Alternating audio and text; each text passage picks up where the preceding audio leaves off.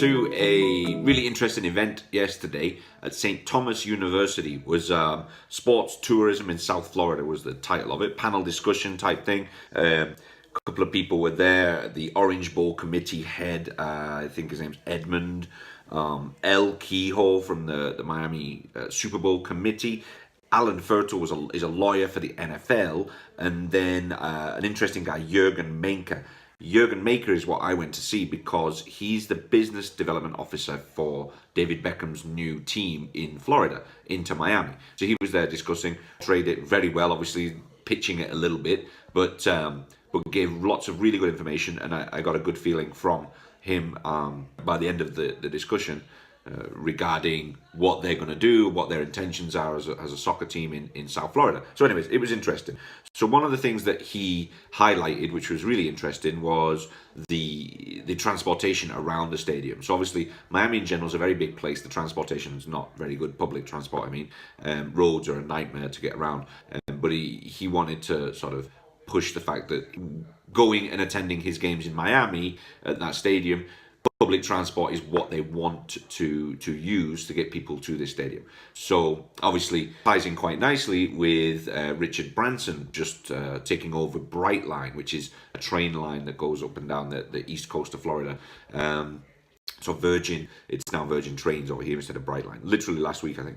So he highlighted that, which was really cool.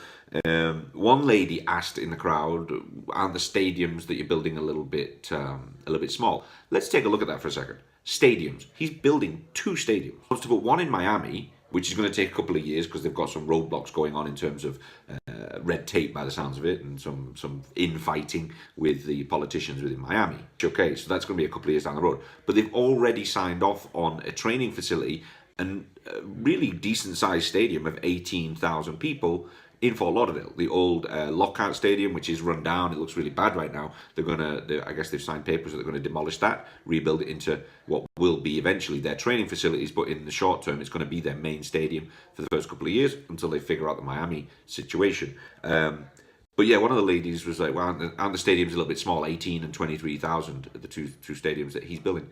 Yeah, maybe, but at least the atmosphere will be great in those places. And I think that's what they're looking for. They want to create an atmosphere. And later down the road, I'm sure if they need to, they can build a bigger one, or go knock on Dolphin Stadium and see if they want to do something. So it was really interesting.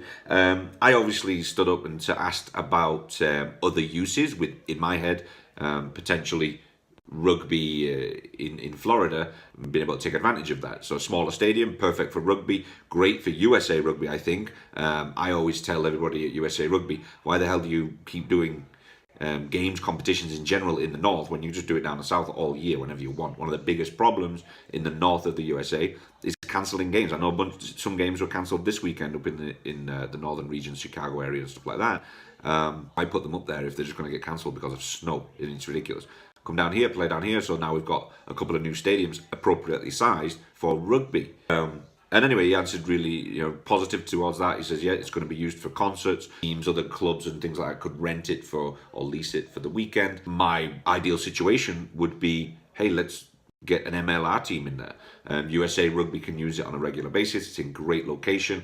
We're accessible to all of Central South America and the Caribbean, not just for rugby and soccer, but for anything, concerts, etc. And yeah, it was all very positive. So I'm looking forward to what's going to happen in South Florida, potentially with obviously this soccer team, and then in the future maybe a rugby team or at least USA Rugby using it. Let's see what we can do. Interesting times.